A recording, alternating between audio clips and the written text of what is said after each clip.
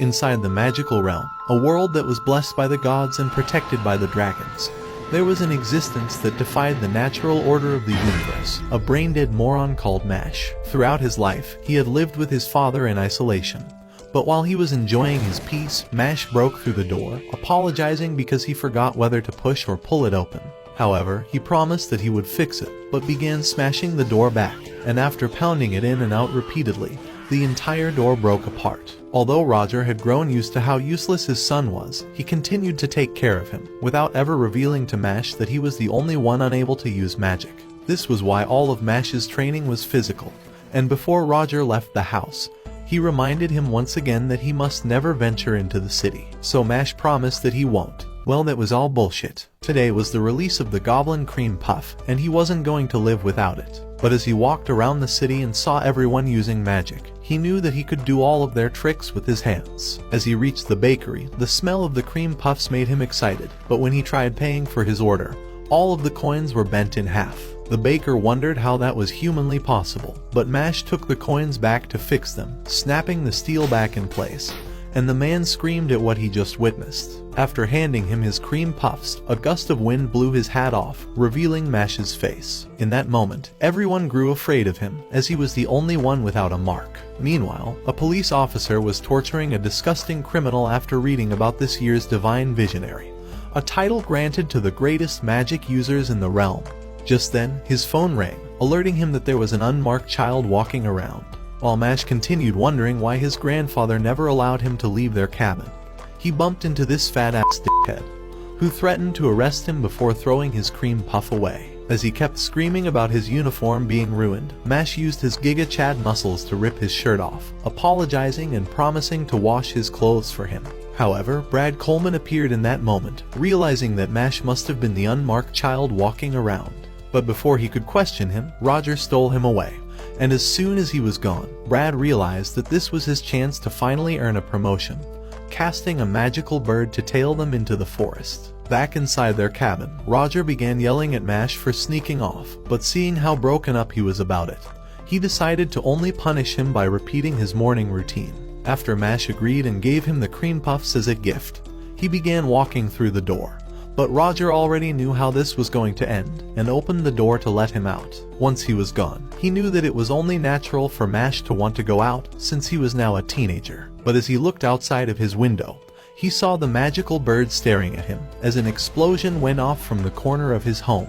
After the dust settled, Brad appeared with his subordinates, wondering where Mashle went off to. In the forest, a squirrel felt something was off, and saw Mashle playing around with the weights like it's a toy. Although it never knew what weights were, the poor squirrel knew that this creature was the scariest beast in the forest. After finishing his workout in 5 minutes, he forgot if he was supposed to pull or push his door open. But before he would destroy it, he heard Brad's voice from inside, telling Roger that his job was to rid this world from the inferior magicless demons. After all, magic was a gift from the gods, so as he threw Roger away, he told him that his son rejected God's blessings, but promised to spare him if he revealed Mashle's location. Even so, Roger would never allow them to know where Mashle was, because throughout his life, his family had disowned him for being a failure at using magic, and all of his bosses fired him for being useless. His life would never change, and he ended up on a cliff where he was about to passionately hug the ground. But as he was about to, he heard the voice of an annoying kid crying in the back.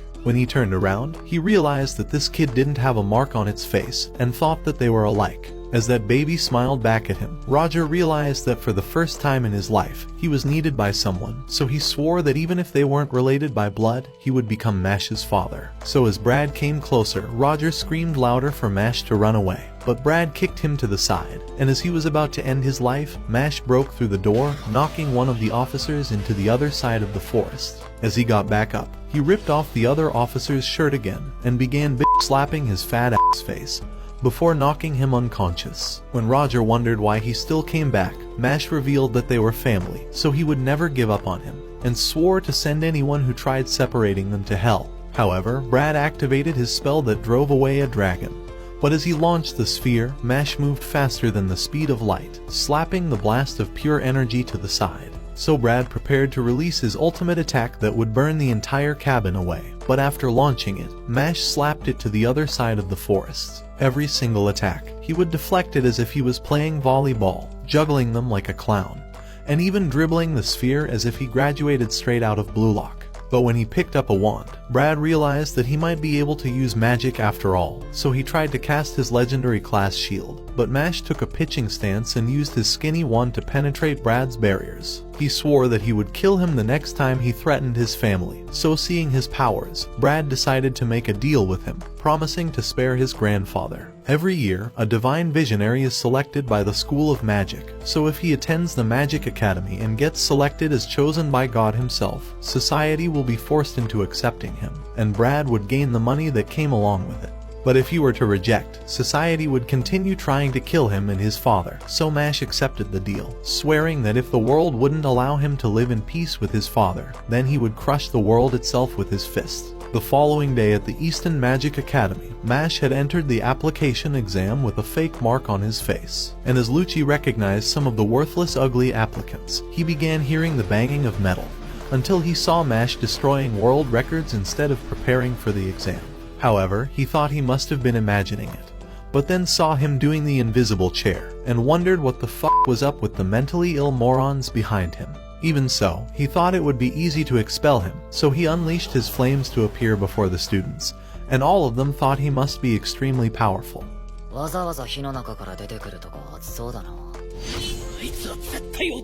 At that moment, Lucci began summoning desks from the ground, and the test papers flew from the sky with their quills to the side, making everyone realize he was the greatest professor alive. That's not ridiculous. That's not ridiculous to say that. The exam began, but as everyone realized that the words were squirming around, Lucci revealed that their first test was to dispel the curse on the paper, making Roger and Brad wonder how they ever came up with this brain-dead plan. However, Mash commanded the words to stop moving, but nothing happens.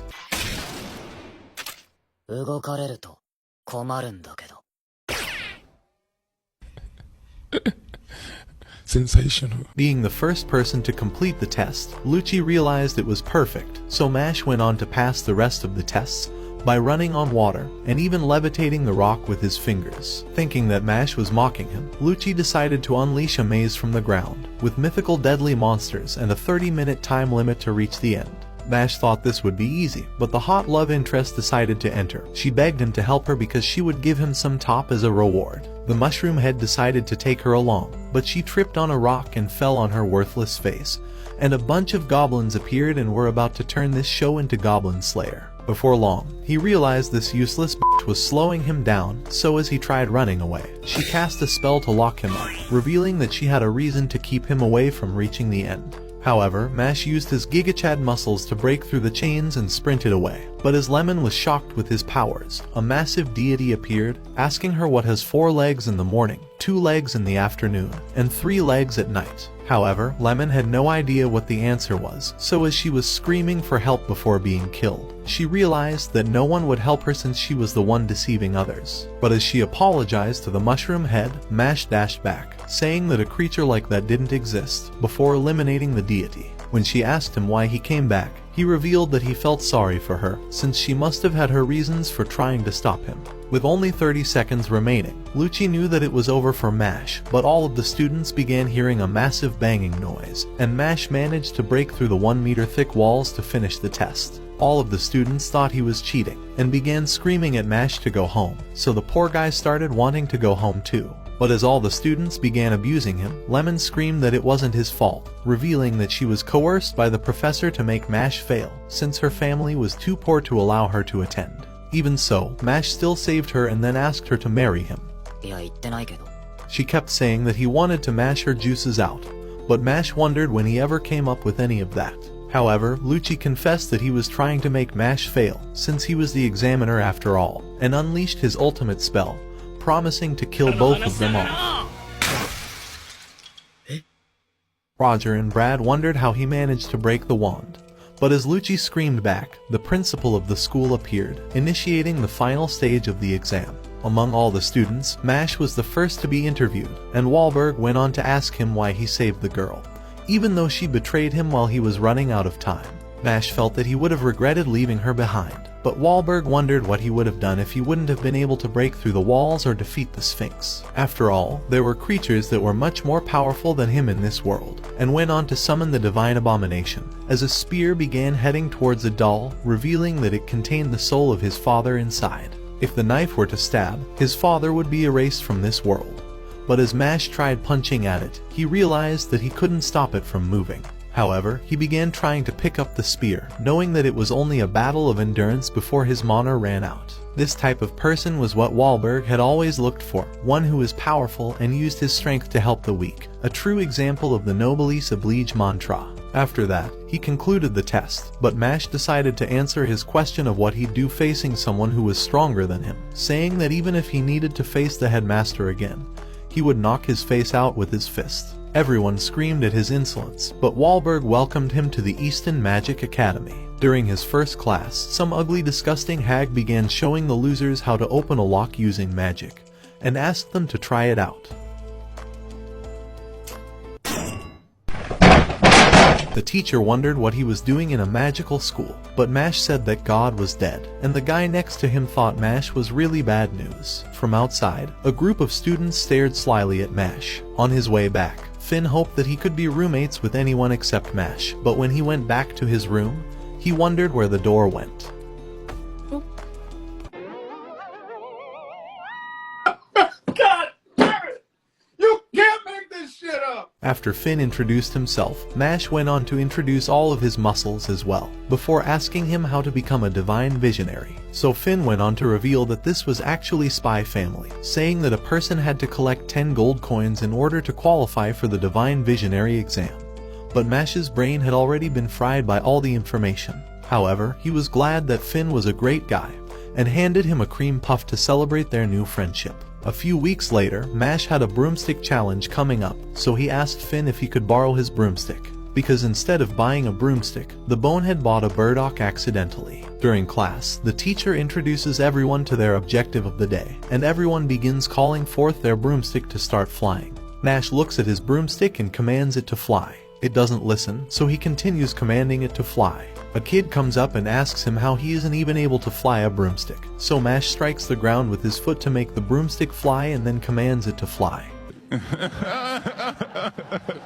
He thinks Mash was cheating, but Mash pretends like he has no idea what's going on. To save himself from embarrassment, he challenges Mash to a race on the broomstick. What Mash doesn't know is that this kid is the best broomstick rider in the entire academy. The teacher wonders how this klutz from yesterday's class is even able to fly, but she begins the race. Mash instantly finishes the race, and the guy wonders where he went wrong in his life. The teacher is impressed by his speed to set a world record. A mysterious man viewed this happening, and Finn knows the truth. Mash threw his broom at light speeds and jumped towards it to mount it in midair. This show is f***ing ridiculous. The student accuses Mash of cheating, but Mash tells him to face the facts already because he feels bad for him. Infuriated, the student is about to start yelling at Mash, but a magical ability restrains his mouth. The blonde kid comes and apologizes on his friend's behalf.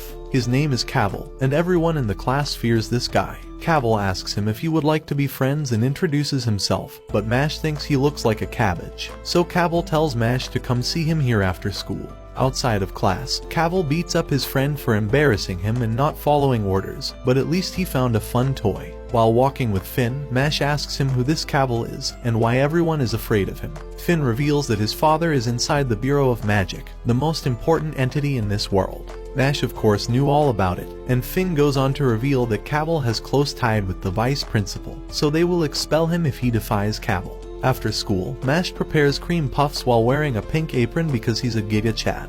He wishes his grandpa would taste his nice white cream. Mash feels like he's forgetting something, but his cream puffs were too important. The next day in class, Mash's notebook is all torn and Cavil's lackeys laugh at him. Cavil approaches him and asks him why he didn't show up yesterday. Cavil reveals he's heard that Mash wants to become a divine visionary and promises to put a good word in for him. His only condition is to follow his orders, so Mash goes on to do every single thing that Cavil requests of him, and Finn notices. Still, his notebooks continue being torn up, and Mash asks Finn for his notebooks. Finn tries to reject, but Mash instantly teleports and takes his notebook and calls him a lifesaver. He hands him some cream puffs as a thank you, and then goes on to say that he's real glad to have a great guy like Finn as his friend. Mash continues obeying all of Cavil's orders, so Cavil pours water right in front of him and asks him to clean it up. Mash considers the situation, and decides to clean it up anyway. After a while, he is impressed by how well he cleaned it. While getting up, Finn's notebook drops from his coat. Cavil says he's getting bored of textbooks, so he commands Finn to burn Mash's clothes. Finn apologizes because he can't do this anymore, begging Cavil to end this. Cavil uses his magical abilities to restrain him, and makes him get on his knees to apologize. Mash walks to give Finn his notebook back, but then what he sees before him shocks him. Mash walks toward Finn and asks him if he's okay. Finn tells him that he's alright but begins crying, saying that he was the one who's been ruining his notebooks this entire time. He's been too scared to disobey, but when he heard him saying that he's been a great friend, he couldn't handle it anymore. He just wanted to apologize to Mash, and Cavil wishes he would have gotten such a sincere apology. Afterward, he reveals that he's going to dine with the vice principal and tells Mash to ditch this lackey before he misses his chance. Mash walks towards Cavil, grabbing his hair and smashing his head into the ground, knocking him unconscious. Cavil's friends are shocked, and Mash doesn't care if he's expelled. He then realizes that he does care if he's expelled. The vice principal appears, telling him that he witnessed this entire incident. It was a violent attack and both Mash and Finn will have to deal with the consequences. And since they're of different status, they will also have a different treatment. He will enlighten the idiots, but Mash rushes forward and gives him a fierce roundhouse kick. The vice principal vows to expel Mash right at this instant, and uses his magic wand. But Mash shoves his face with dirt. He goes on to dig the ground behind him, carrying him and tossing him into the pit, and begins burying him. If he can expel Mash at any time, then Mash can also bury whenever he wants. Even if he throws Mash in prison or cuts his body, he will crawl and bury him. Later on, Mash is summoned before the headmaster. He has an order to expel him from the Bureau of Magic, the highest legal authority in this world. Divine visionaries are the ones running this bureau, which means Mash has done something unforgivable. But after only 20 seconds of explanation, Mash passes out from information overload. The headmaster tries to wake him up and tells him to just do well in his classes to get as many coins as possible. At the same time, the headmaster promises that he will do everything to protect him from the Bureau of Magic. There is one more problem that Mash will inevitably have to face, but the headmaster is confident that Mash will be able to overcome it. This was the way the vice principal and Cavil were destroyed. But Mash became recognized by everyone at the academy. The next day, Mash walks with Finn while teaching him how to create a cream puff. A guy comes up and asks him if he would like to have a duelo so they can burn in this fire that we call life. What the f is up with these nutcases? His name is Tom, and all the girls go crazy over him. However, they think Mash has a mushroom haircut and make fun of his looks. Mash wonders what this guy has been smoking, so the guy reveals that they will be competing using their broomsticks like this is Harry Potter or some shit. Tom grabs Mash, telling him that they're counting on him to be at the game tomorrow. He tells him to shoot for the stars, because even if he misses, he'll land among his dreams. Mash realizes he's found someone denser than him. At the match the next day, Mash tries to tell them that he can't ride a broomstick. The match begins and everyone begins flying around to pass the ball. However, everyone in the stands realizes that Mash isn't flying, and begin throwing stuff at him and telling him to go home. Mash also wants to go home. The crowd begins thinking that the match is rigged while Mash stands on the ground. The captain approaches Mash. I swear this dude is a nutcase. The captain tells Mash that he swore to be number one, but Mash didn't. The captain tells him to quit being lazy, but Mash says he's not. He tells him to remember the mighty bamboo because it can survive any climate, and Mash right now is lacking the bamboo. Mash doesn't know what this guy is taking, but he sure wants some of it. He tried to explain the rules one more time, and tells him they're basically playing a Harry Potter game.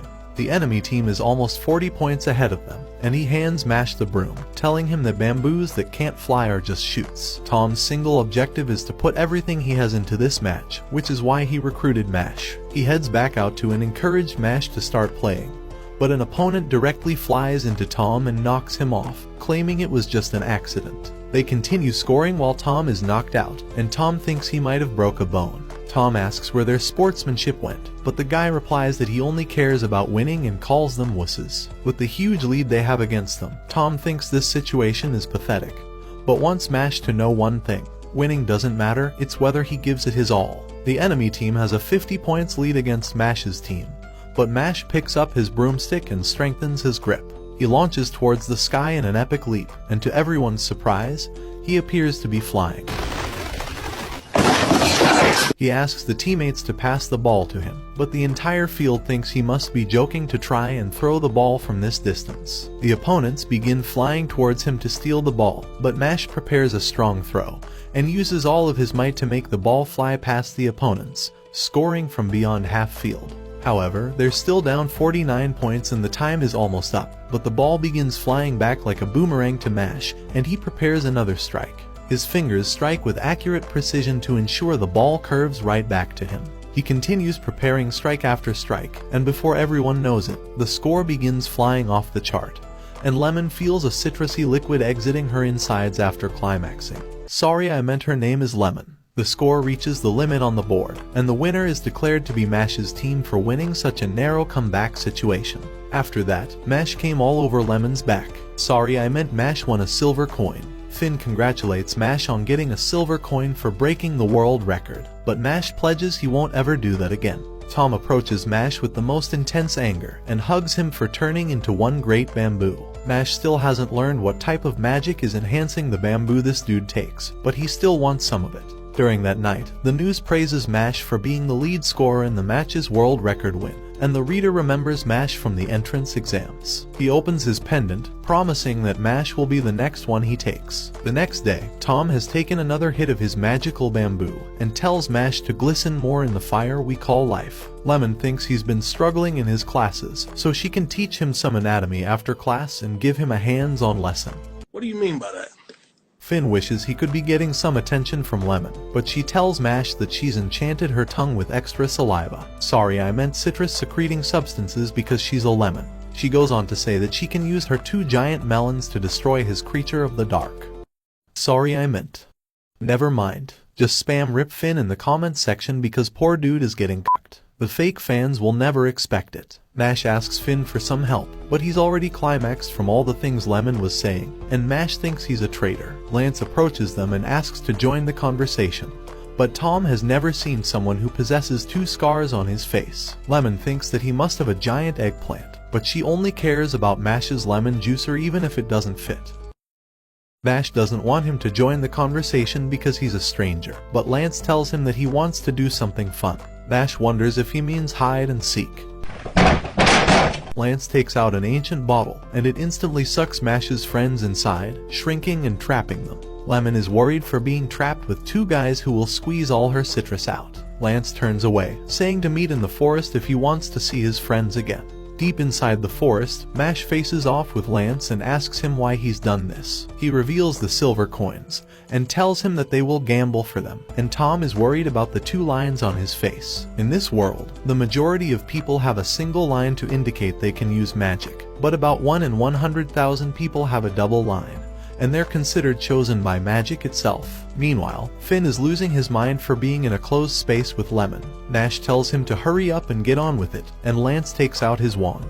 He begins by casting a spell towards the ground, creating numerous circles to change the structure of the field. Mash's grandpa is worried about Mash, but Brad is worried about his profits. They hear an explosion in the distance, and the entire cliff explodes before them. Mash thinks flashy performances are unnecessary and launches towards Lance. However, Lance uses his gravity spell once more and crushes Mash to the ground. He continues strengthening the gravity spell, telling Mash that scum like him can spend their entire life rolling in the ground. Mash tries to stand up, but Lance says it's futile to get up. However, Mash strikes his fist in the ground and says he can do more than enough without standing.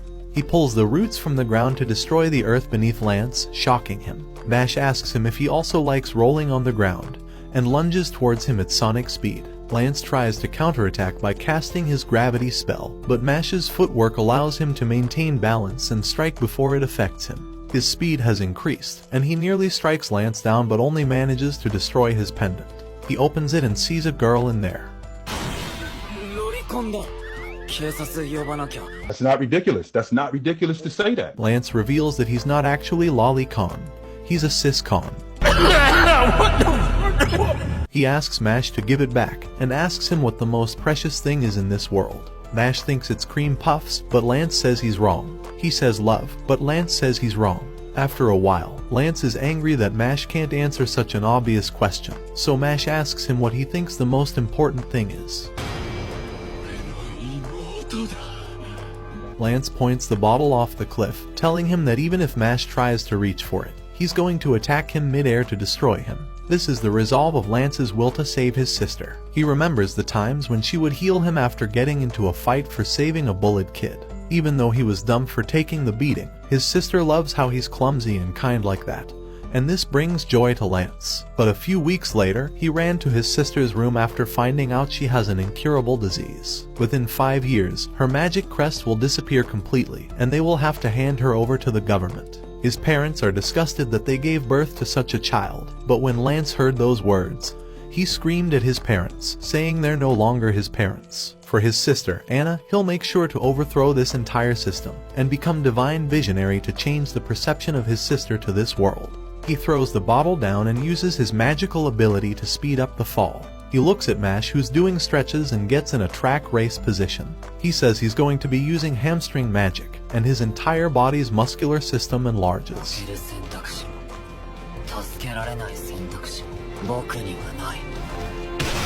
Before he could even find where Mash disappeared off to, Mash appears behind him. However, Mash tells him to stop this because he believes Lance is actually a good guy. The bottle was empty after all, and Mash dashes to search Lance and takes the actual bottle. Lance wonders why Mash would give up the opportunity to win silver coins, but Mash says he's too clumsy to make rational decisions about everything. Hearing those words reminds him of the stuff his sister had told him, and Lance feels absolutely defeated. He walks off and honors his bet, giving Mash his second silver coin. Mash wonders what might have happened if he won, but Finn thanks him for saving him.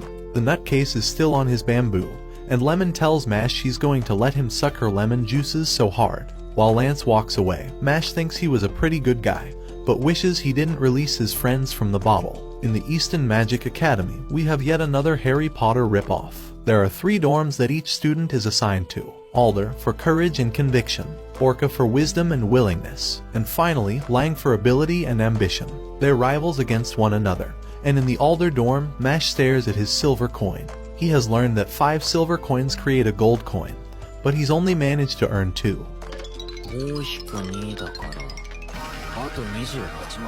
Bitch, are you dumb? Pardon me? Finn tells him to quit constantly thinking about squeezing Lemon's insides, and calls him a meathead because Lemon wants to give his meat some head. Mash thinks that today is a nice peaceful day, but Finn realizes that they've completely forgotten about their potions assignment. Mash tries to calm him down, telling him to just eat some of his white cream. Sorry, I meant trying to give him a cream puff. Finn is scared he will fail this academy, but Mash couldn't care less. Lance comes in.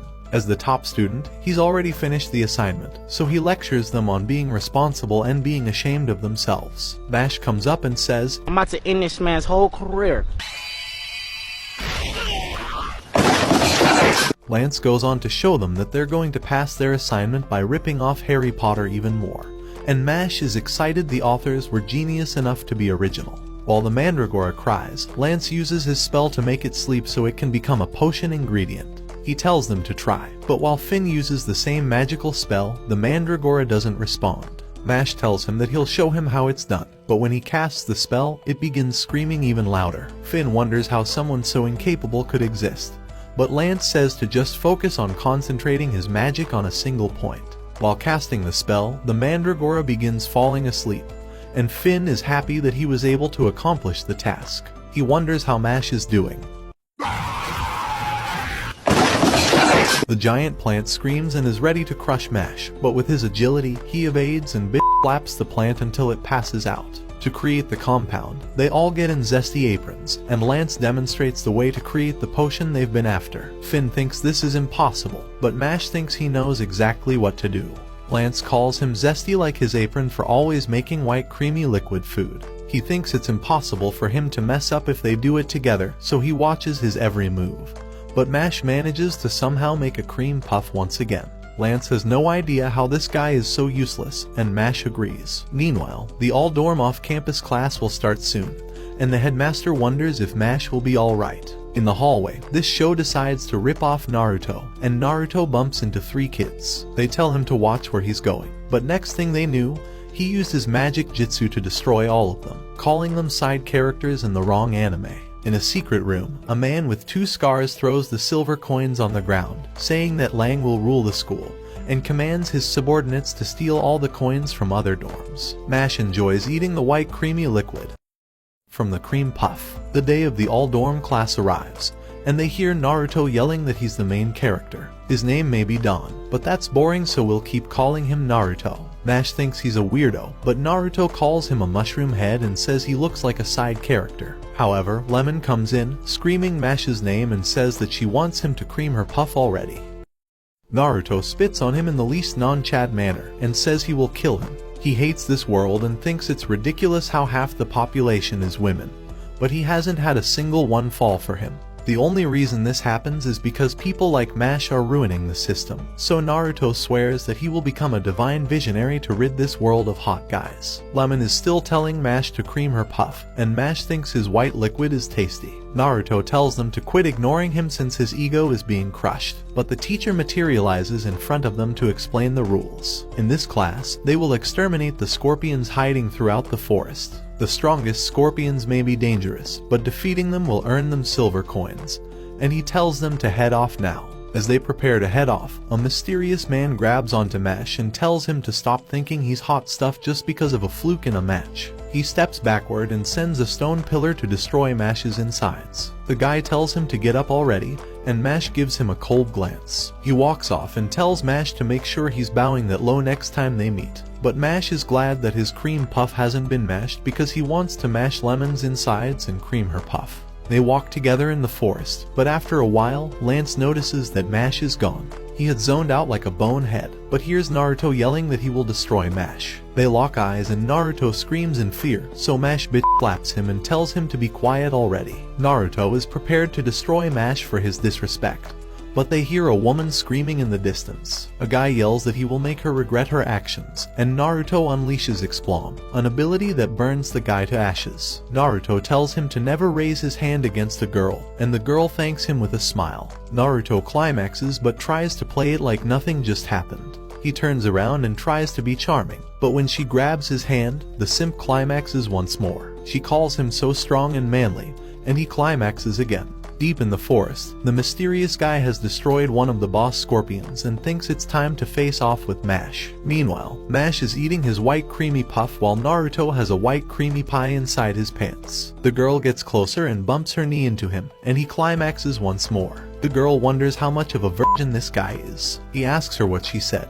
but she tells him that she just thought he was so wonderful and manly, and that he's really wonderful. He climaxes again, but the post-nut clarity of this one sends him to a different dimension. He begins banging his head on the ground, and the girl is glad that her magic spell is working just as intended. Now she will take care of the mushroom head, but when she approaches him, Mash doesn't flinch even a little. He may be into Lemon, but Mash is zesty, so she tries to strengthen her magic even more and uses the trifecta of sound, sight, and touch to make Mash fall for her. However, he tells her he's in love with cream puffs, and the girl wonders how this man isn't falling for her. Naruto's hormones have recovered, and he asks her why she appears to be sad.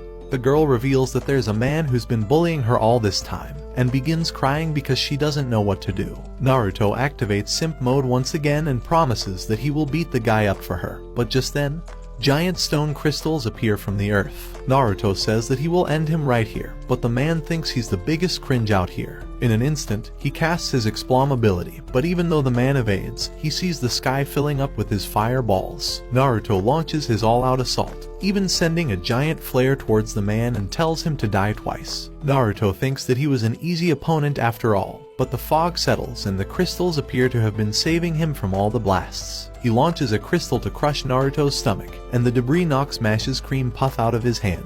Naruto is enraged, and Mash is about to absolutely annihilate the man in front of him. Naruto faces off against Silva, but wonders how he's going to endure Silva's magical abilities. He thinks the mushroom head is going to be useless in this battle, but Silva calls him a letdown. However, he's willing to offer him a chance. If he can endure just 5 hits of his magic, he'll leave the girl alone, and will even go as far as betting a silver coin. Naruto hesitates, but accepts the challenge. The girl is worried that he's going to have a serious injury, but Naruto thinks he's climaxed to her 5 times already, so it's only fair that he takes 5 blows. Silva tells him that he's not the only one, because he's also challenging Mushroom Head, but Naruto says that Mash has nothing to do with it, and decides to take all of the blows for Mash as well. Naruto gets in position to take the blows, but after just a single iron fist, he's already coughing up blood. As Silva taunts him to give up already, Naruto holds his ground and Silva continues striking him down until he's been hit a total of 9 times. His consciousness begins to fade, but he's determined to not give up.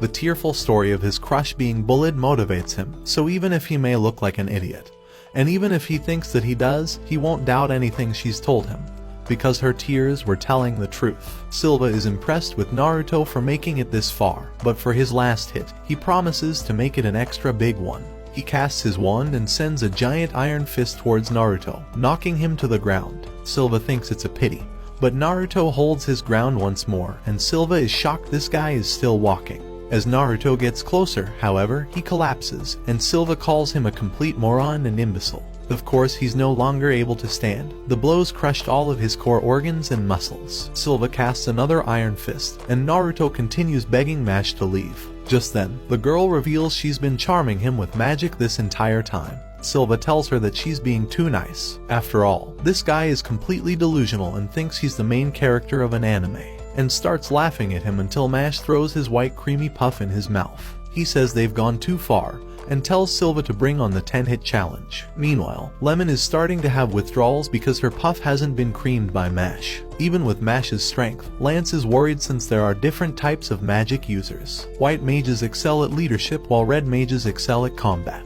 This entire time, Mash has been battling white mages, but red mages past the first year, especially with double lines, are likely to surpass even Mash's strength. Silva thinks it's quite a statement coming from Mash, as it pisses him off there are people like Naruto. Some of Naruto's blood has ended up on his clothes, so he picks him up to slam him down.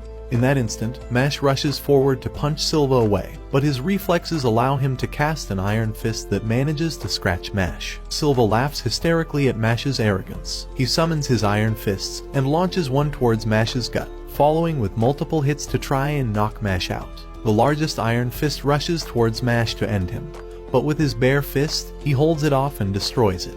He begins clenching his fist and activates Triceps magic. Silva hasn't ever heard of that lunatic magic, and sends a flurry of iron fists towards Mash that he evades one by one.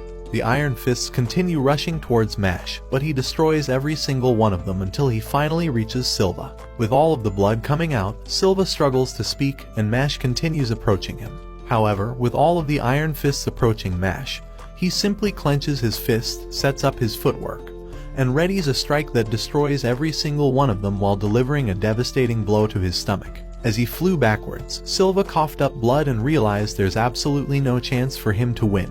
All the strength in his body has disappeared, and he wonders who this guy is. Before destroying him, however, Mash walks away and goes to sit on a tree, saying that it's been 2 punches. He asks him if he's going to endure 10 of those punches since he's the greatest after all.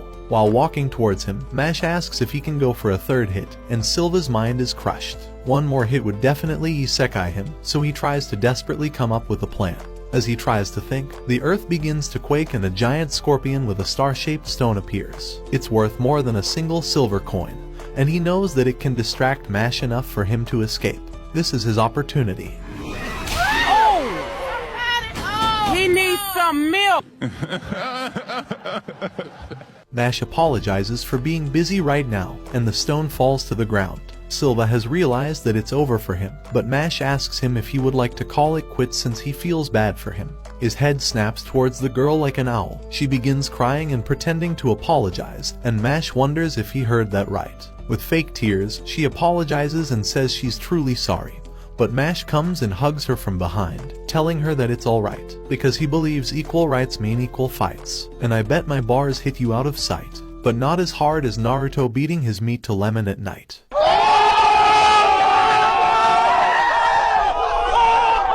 After their battle ended, Lemon asks if she can cure Mash's injuries with her citrus juices. Naruto hears how Lemon wants her insides to be mashed by Mash while he squeezes all her juices out with his lemon juicer and creams her puff. What the fuck is this show? He sees how much she cares about him and remembers his crush calling him a cringe. Mash has noticed how down Naruto looks and Lemon approaches him, asking him if he's okay. The simp climaxes yet again, and Lemon thinks he's weird and screams for help. Naruto apologizes to Mash for getting him caught up with his problems, but Mash says it's not like him. Naruto tells him to shut his mouth and give him a break because he tried so hard to squeeze those words out of his mouth. Mash says that the only thing he's going to break is Lemon's back while squeezing his white creamy puff onto her. Lance has discovered that they were targeted this entire time. He's overheard that Lang is hunting for coins and are mainly targeting Mash's dorm. They're a dorm made up of the highest elite students who strive to make sure no one else will become a divine visionary. It's starting, the great war for the coins against the dorms, the Mage Lupus. Mash thinks the Mage Lupus sounds like an arc he could have created back when he was 12. In his pocket, a golden light glows, and Mash takes it out to see that he's finally got a golden coin. Naruto wishes he was that successful, and Mash shines it brighter in his eyes. This is the first time Mash has heard about the different dorms, but then remembers how much more they ripped off Harry Potter. The teacher had instructed everyone to touch the skeleton so it can select a dorm for them. The skeleton has never made a mistake in selecting the right dorm for a student. Next was Mash's turn and he grabbed onto the skeleton. However, all of his thoughts were filled with cream puffs. Mash apologizes for squeezing his bones so hard. I beg your pardon? The skeleton wonders how such a guy can only be thinking about cream puffs and nothing else, especially with that ugly mushroom head. This is the first time in several centuries that he's been stumped, so he tries investigating him once more.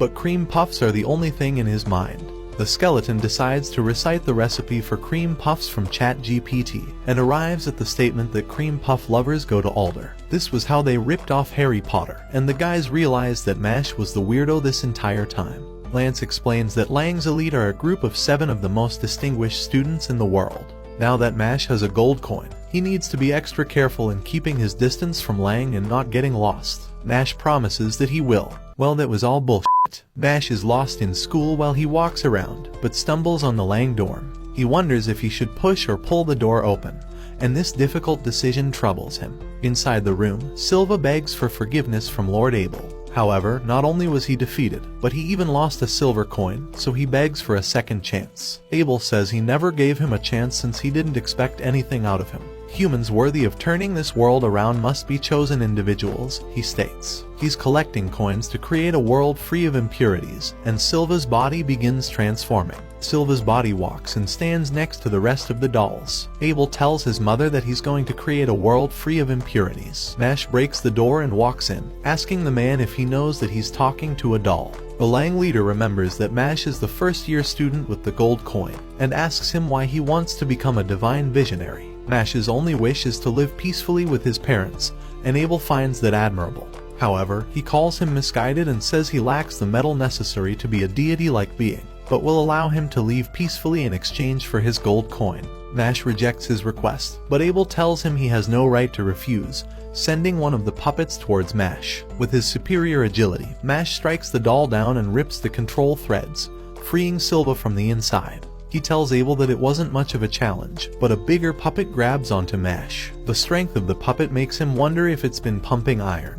But the doll takes the coin from his jacket and tosses it to Abel. Afterward, it smashes Mash against the pillar, and Abel thanks him for his cooperation. Mash stands up, telling Abel that he's not much of a challenge and nearly stomps Silva to death. Realizing he's unconscious, he decides to take him to the nurse's office instead of worrying about the coin, and promises that he will never lose against him. All of the Lang members are shocked, and Mash exits the room like a Giga Chad.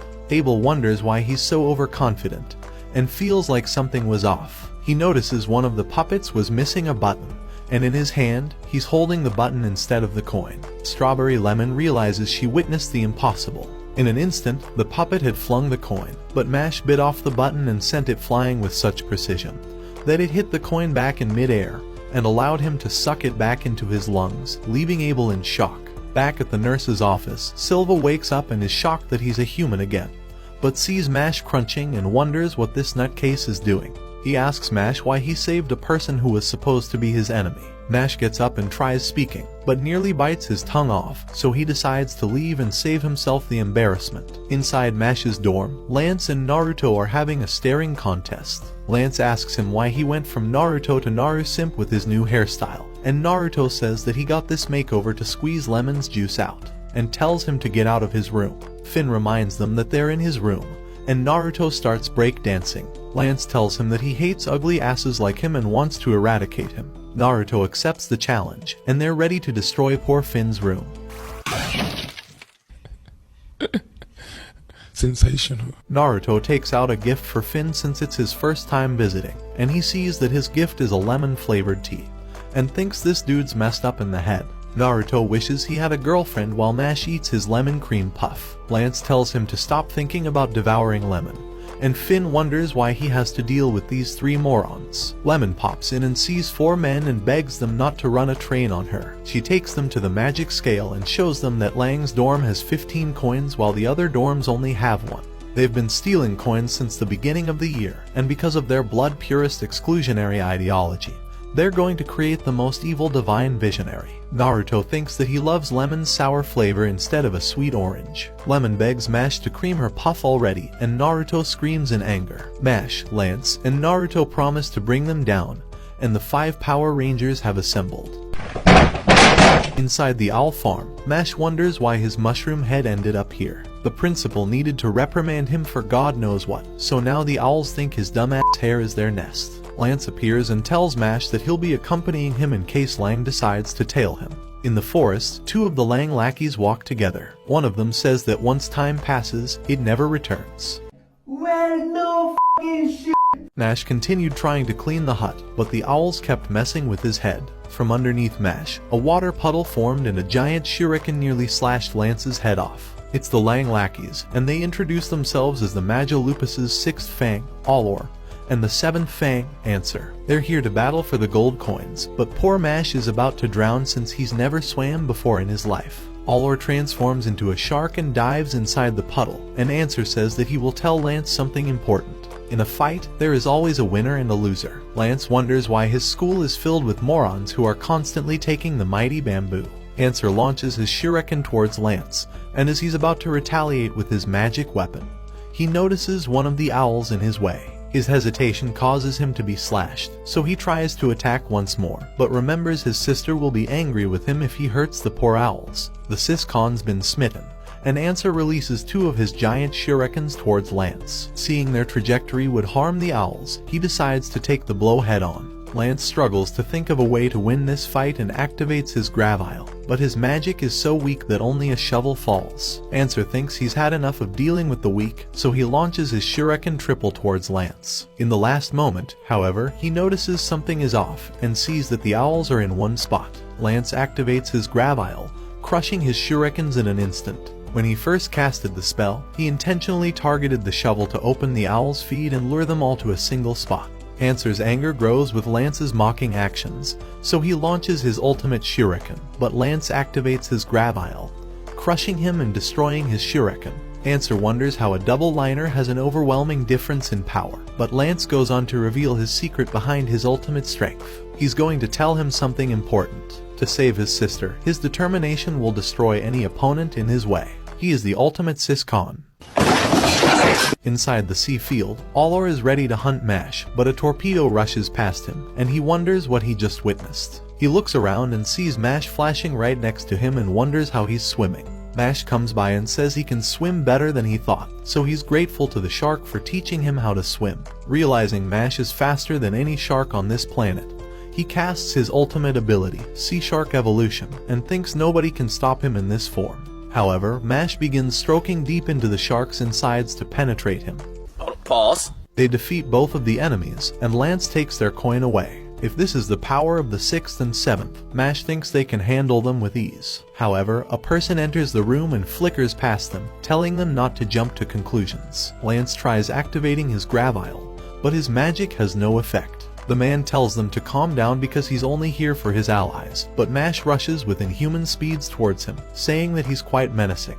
Their opponent flashes before Mash's punch can land, and apologizes for seeming menacing. He takes his allies and tells them that they will meet again soon, bidding them a good day. Mash realizes this is going to be harder than they thought. The man's mask crushes, and he realizes that Mash's speed without magic indicates one thing. They have the same type. The mysterious second fang faced off against the master of the orcas. But after he activated his ultimate ability, the second fang finished him off with ease, and his body was transformed into a doll to patrol the school. The next morning, inside the infirmary, Tom looked like he finally took too much bamboo, and asked them how they're bambooing. Mash thought this guy's brain was finally fried, and Lemon wondered why he looks like he's been spending 15 years in prison. But Bamboo Man said he could no longer use any of his magical energy, almost like it's been sucked out of him. Lance thinks it's odd, especially considering all the other patients here who have lost their magic, and all of it conveniently happened when the headmaster left for the Bureau of Magic. Lemon feels afraid, so she hands Mash Creamy her lemon cream puff because she wants her insides creamy. He wonders what's up with the ribbon, and she punches him in the face because anime girls make no sense. She tells him not to do anything risky, and to keep it with him at all times so he can use it whenever he has built up desires. After the dorm's lights went out, Lance was sure that the Magilupus are behind these events, but Mash asked him why he's being a white girl in a horror movie and walking towards danger at night. As they walked around, they found Lemon's back turned towards them,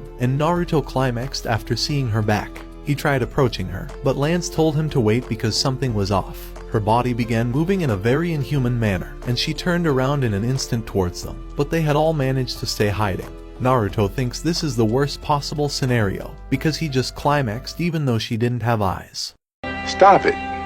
Get some help. Finn sees that she's walking somewhere, but they eventually make it to a dead end. Finn hears a creaking and wonders if the rest heard it, but Naruto tells him to quit being ridiculous. He hears it again, and Naruto also hears it. They hug onto Mash for protection, but Lance tells them to calm down because it's just a spell. Using his disclose ability, he uncovers the secret door hidden underneath them, but says the magic sealing this door is far beyond his abilities. Naruto uses his machine gun Explom to destroy the door, but without a single scratch left on it, he loses hope. Mash is out for another Giga Chad move to break this show's logic. With the armor suit he brought, he bangs on the floor to knock the door up, and places the sword against the armor to create a lever. He then smashes his foot towards the bone of the sword, launching the door into the sky and destroying all of the ceilings. Lance says Lemon is inside, but hearing that makes Naruto climax, because he wants to know what Lemon's insides are like. Mash stares at the creamy she created for him, remembering her asking him not to do anything risky, but he apologizes,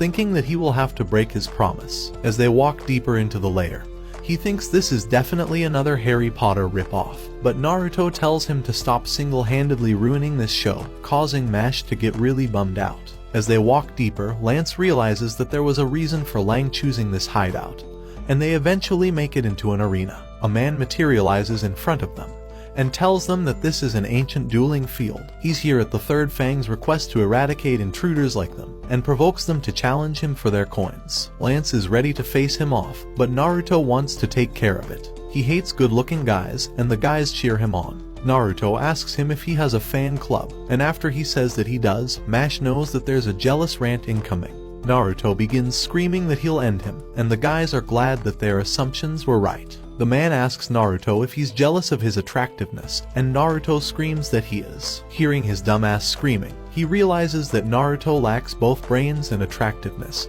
and summons his Rose Whip to begin the battle. Inside the Bureau of Magic, the leader apologizes for bringing the principal all this way, but their issue is urgent. 6 of Death Row's most notorious inmates had escaped and slaughtered all of the prison guards, and they were assisted by Innocent Zero. Meanwhile, Naruto launches his Explom ability, but the Rose Whips neutralized it with ease and slashed towards Naruto. His opponent wonders how he was able to beat Silva, but Naruto remembers just getting the crap beat out of him instead. He thinks it's a shame how a guy like Silva was a double liner, and says he's a lot tougher than Silva is. Naruto likes hearing that, because he definitely won't lose, and casts his Explom bomb towards him. 8 traps become set next to him, and Naruto tells him to watch his step because all of them have 5 times the usual power. The unnamed man thinks he would never fall for it, but Naruto thinks an idiot like him will definitely walk into them. His opponent wonders how he would ever fall for that trick, especially since he can attack from a distance. He casts his Rose Whip, and while Naruto tries to retaliate with his Explom, the vines neutralize the attacks and grab onto him, throwing his wand out of his hand. The vines grow thorns to immobilize his body, and the man thinks that Naruto really is an ugly idiot. so he will end this fight with his next attack, and sends him dropping towards the ground. Naruto tells him that he never said anything about making him step on the marks, and one of the spells activates, destroying the man's wand. Explode Bomb is nothing more than a time bomb, so he deceived him and went on to use the rest of his time bombs, attempting to incinerate him to smithereens. Naruto says that no one should ever judge a book by its cover, and tells them to bring on the next guy. However, his opponent remains standing in an attractive pose after being defeated, but thinks he doesn't mind it. As the others walk towards him, the ground begins to sink them downwards. Mashle begs someone to save his baby, at least this one. Finn syncs with Naruto, and Naruto realizes these guys are even more of a nutjob than he is. After sinking into the ground, Lance realizes their plan all along was to split them up, and feels an intense energy appearing.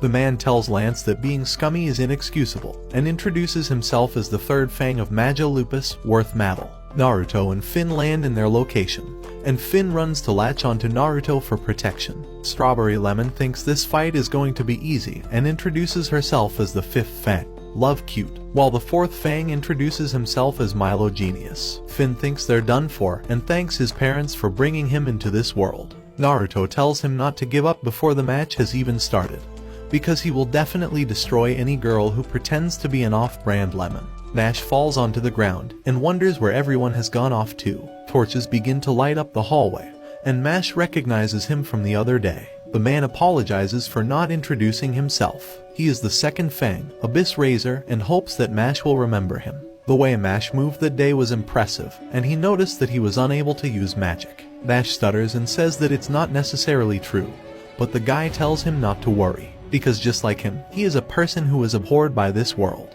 Even though Mash has his reasons for being here, Abyss also has his reasons for fighting.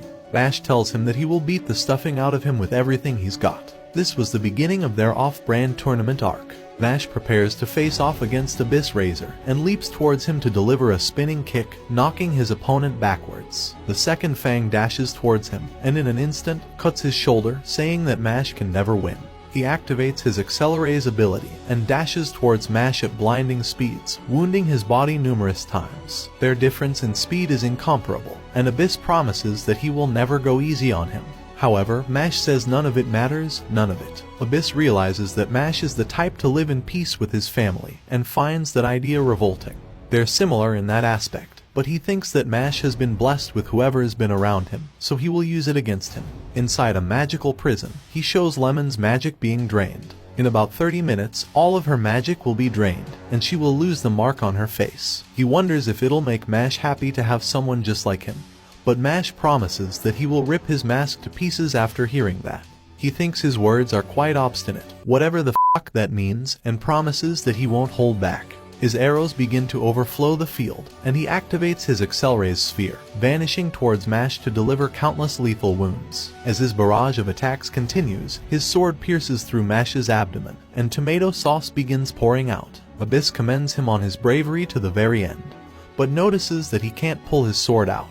Mash tells him that he's fallen for his trap, saying his abs are toned, and delivers a devastating head smash, destroying Abyss's mask. He catches a glimpse of his eyes and sees the redness. He wonders if he's been taking the bamboo. Abyss wonders if he knows what this eye means, but Mash says that he doesn't and apologizes. Abyss tells him not to apologize, and reveals that this is the evil eye of the devil. It temporarily disables all magic in this world upon its gaze, including his own. Mash gets bummed out because his special ability has no effect on him, but Abyss says it's okay. Throughout his whole life, he's been feared by everyone, including his own parents, but thinks that someone as blessed as Mash wouldn't understand.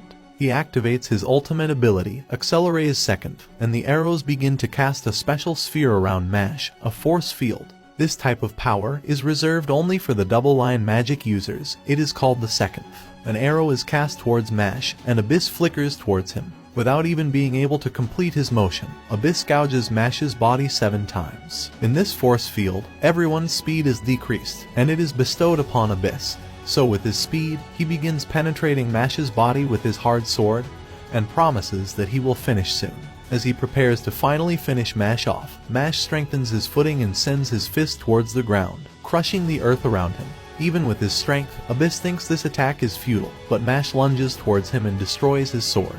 This must have been his plan all along, Abyss realizes, as he split the floor to narrow his movements. Before he could pull back to regain his balance, Mash prevents him from moving with his foot, and begins to activate full muscle magic. Hurricane Rush. With all of his speed, he throws a punch towards Abyss's abdomen, shattering his force field.